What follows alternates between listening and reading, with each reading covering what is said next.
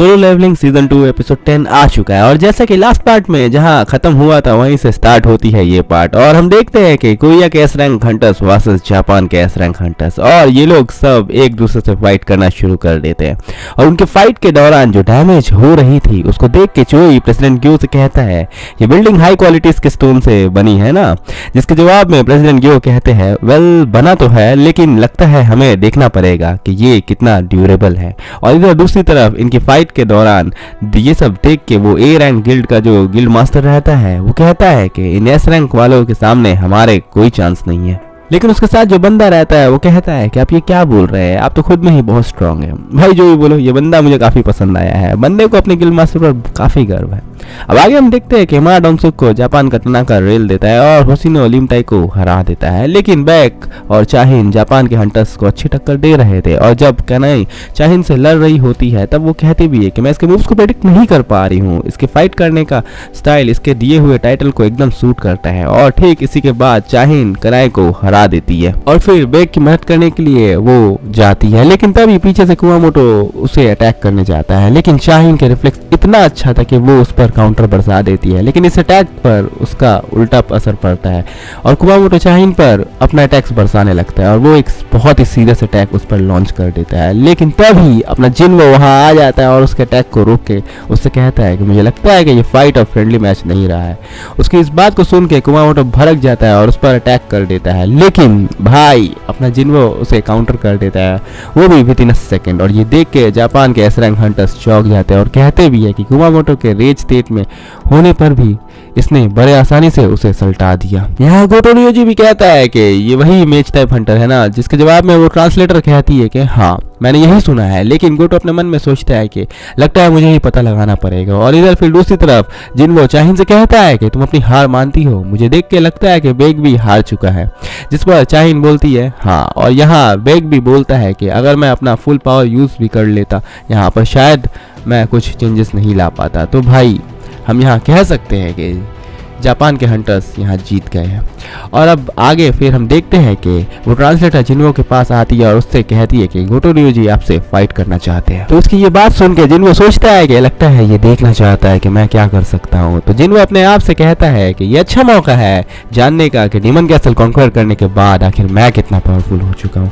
और वो मुस्कुराने लगता है और ये चीज़ गोटो रियोजी भी देख लेता है और वो सोचता है कि क्या इसने अभी स्माइल किया, ये सोच के कि मैं इसे फेस ऑफ करना चाहता हूँ। और फिर ठीक इसी के बाद वो ट्रांसलेटर उससे आके कहती है कि जिन्वो आपके चैलेंज को एक्सेप्ट कर चुका है लेकिन उसकी एक कंडीशन है, वो आपसे तभी फाइट करेगा जब आप फाइट में होल्ड बैक ना करे। तो भाई बंदे का कॉन्फिडेंस देख रहे हो भाई, वो सीधा बोल रहा है कि मेरे से फुल पावर में लड़ना है, क्या कॉन्फिडेंस शो कर रहा है। इधर फिर दूसरी तरफ हम देखते हैं कि न्यूज में जीजू आइलैंड रेड के बारे में सुन के जूही किसी को फोन मिलाती है और उससे जीजू आइलैंड के रेड के बारे में पूछती है। लेकिन उसने क्या पूछा वो बताया गया नहीं है क्योंकि सीन फिर से जिन्वो की तरफ शिफ्ट करता है जहां सभी कोई जिन्वो और गोटो रियोजी के बीच होने वाली फाइट को देखने के लिए थे। और चाहिन यहाँ सोचती भी है कि मैंने इसे ए रैंक डंजन में लड़ते हुए देखा था पर क्या ये एस रैंक हंटर के सामने टिक पाएगा। एंड अब फाइनली इन दोनों के बीच फाइट शुरू होने वाली होती है और जिन्वो वार्म अप करते हुए उससे कहता है कि चलो शुरू करते हैं। लेकिन उसकी बात खत्म यहाँ हुई भी नहीं थी और गोटो रियोजी उस पर हमला कर देता है। लेकिन भाई जिन्वो उसके अटैक को डॉज करके उससे कहता है कि मैंने अपनी बात खत्म भी नहीं की थी। यहाँ गोटो रियोजी समझ जाता है कि इसके स्पीड और एजिलिटी इतनी अच्छी है और ये एक मेज टाइप हंटर है, मजाक चल रहा है क्या यहाँ। और फिर इसके बाद गोटो लगातार जिन्वो पर हमला करने लगता है और जिन्वो उसके हमले को डॉज कर रहा जा रहा था और वो कहता भी है कि ये बाकी के एस रैंक हंटर से ज्यादा बेहतर है लेकिन ये इतना भी फास्ट नहीं है कि मैं इसके अटैक्स को डॉज ना कर सकूं।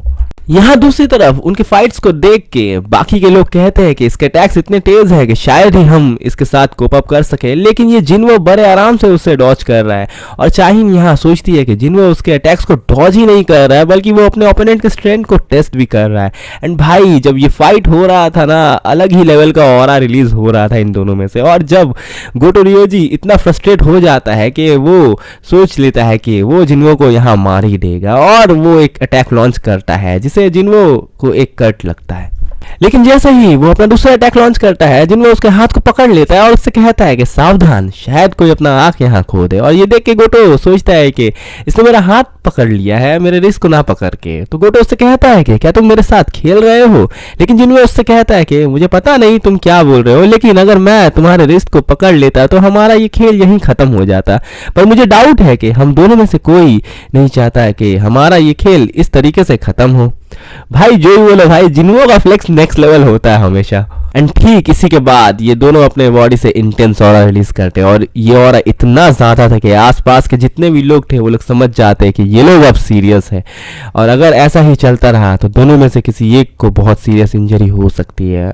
और ठीक इसी के बाद जैसे ही जिन्हो और गोटो राउंड 2 के लिए एक दूसरे पर टूटने जाते हैं, तभी उन दोनों को बाकी के लोग आके रोक लेते हैं। और बेग जिन्हो से कहता है कि अगर ये ऐसा चलता रहा तो सिचुएशन बिगड़ सकती है, तो ये फाइट ऐसे यहाँ खत्म हो जाती है। लेकिन इस फाइट के बीच जिन्हो अपने 5 शैडो शोल्डर्स को उन सब के शैडो में रख देता है, और ये शैडोज को कोई डिटेक्ट नहीं कर पाते। अब जाने से पहले जिन्हो प्रेसिडेंट गियो से मिल के जाता है और उनसे जीजू आइलैंड रेड के बारे में कहता है, लेकिन वो उनसे क्या कहता है वो बताया नहीं जाता है, यहाँ आगे बताया जाएगा। पर मानवा रीडर्स जानते हैं कि जिन्हो क्या सोच रहा है यहाँ। और फिर इधर दूसरी तरफ गोटो रियोजी फोन में रियोजी से कहता है कि यहाँ एक हंटर काफी इंप्रेसिव है, लेकिन रियोजी उससे कहता है कि मुझे नहीं लगता है कि ड्रॉन सोर्ड गिल्ड के प्रेसिडेंट के सामने कुछ होगा ये। लेकिन फिर भी वो उसका नाम उससे पूछता है, और लिस्ट चेक करने के बाद वो गोटो रियोजी से कहता है कि कोरिया के दिए गए लिस्ट में उसका नाम नहीं है। और ये सीन फिर चोई और चाहिन पर शिफ्ट करता है, जहाँ चाहिन भी यही कहती है कि जिन्हो उनके साथ नहीं आ रहा है। लेकिन चोई उससे कहता है कि मुझे लगता है कि उसके खुद के अपने रीजंस होंगे, लेकिन फिर भी हमारे पास 15 एस रैंक हंटर्स है, इस बार हम जीत के ही वापस आएंगे। अब रात को जिन्हो जब अपने घर आता है तब यहाँ हमें पता चलता है कि जिन्हो क्यों जीजू रेड में नहीं जा रहा है।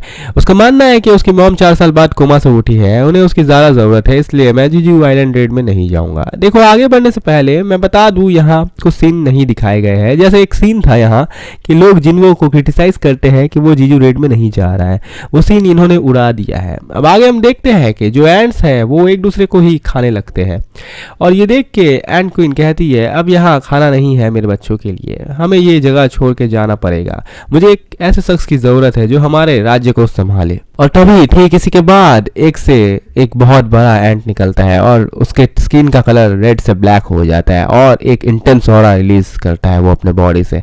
एंड आई नो कि अब तक तुम लोग को भी समझ आ ही गया होगा कि ये कौन है। इतने दिनों से जिसका हाइप क्रिएट किया गया है, अब फाइनली उसे शो कर दिया गया है। एंड अब ठीक इसके अगले दिन जीजू आइलैंड पर रेड होने वाला था। जैसे ही दिन की शुरुआत होती है सभी अपने अपने प्रिपरेशंस में लग जाते हैं, और ये सारे अपडेट जब जिनचुअल प्रेसिडेंट गियो को देता है तब प्रेसिडेंट गियो उससे कहते हैं चलो अच्छा है। और इन सब में एक और अच्छी बात है कि उसने भी हमें ज्वाइन करने का फैसला किया। एंड ठीक इसके नेक्स्ट सीन में हम देखते हैं प्रेसिडेंट गियो और किसी की नहीं बल्कि मिंग बिंग गियो की बात कर रहे हैं। उसे देख के बेग भी चौंक जाता है और उससे कहता है कि मुझे लगा था कि तुम नहीं आओगे, लेकिन बिंग गियो उससे कहता है कि मैंने सोचा कि आप मर जाओगे अगर कोई हीलर आपको बैकअप देने के लिए ना हो। लेकिन बेग उसे देख के काफी खुश था। इधर दूसरी तरफ गोटो और उसके बाकी के टीम मेंबर्स भी अपने अपने पोजीशंस ले लेते हैं और अपने रेड को शुरू करते हैं। जैसे ही जापान के हंटर्स अपना काम शुरू करते हैं, एंड्स का ग्रुप आसमान में उड़ने लगता है और कोरिया के हंटर्स की तरफ आने लगते हैं। और उन्हें आता देख के चोई कहता है हेलीकॉप्टर के गेट को खोलने के लिए इन्हें मैं संभालता हूँ, और चोई उन पर अपने फायर मैजिक से उन पर अपना अटैक्स बरसाने लगता है।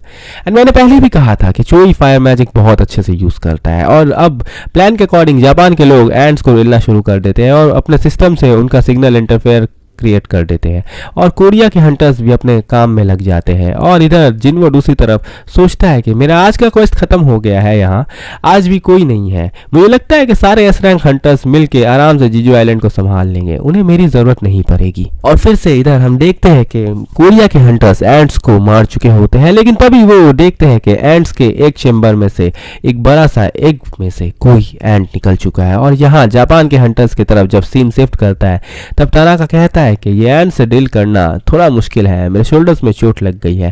तो शिमिजू उससे मजाक करती है, लेकिन वो उससे कहता है मुझे जल्दी से हील करो। लेकिन तभी वो देखता है कि एंट्स का एक नया ग्रुप उनकी तरफ आ रहा है। तो जैसे ही तनाका उससे कुछ बोलने जाता है तभी वो देखता है कि किसी ने शिमिजू का गला उसके धड़ से अलग कर दिया है। और इसी के साथ ये एपिसोड यहाँ हो जाता है ख़त्म। भाई साहब कितना गंदा क्लिफ हैंगर में ये पार्ट को इन्होंने ख़त्म किया है। मुझे लगता है कि तुम लोग को समझ तो आ ही गया होगा कि सिमू को आखिर किसने मारा है। तो तुम लोग मुझे अब नीचे कमेंट सेक्शन में बताओ कि तुम लोग को ये पार्ट कैसा लगा, स्पेशली एंड किंग का जो हाइप था उसका इंट्रो तुम लोगों को कैसा लगा, एंड ये एपिसोड में सबसे बेस्ट पार्ट तुम लोगों को कौन सा लगा, ये भी मुझे तुम लोग नीचे कमेंट सेक्शन में बता सकते हो। और अब मैं तुम लोग से मिलता हूँ नेक्स्ट वीडियो में, तब तक के लिए राधे राधे, शुभ रात्रि, टेक केयर।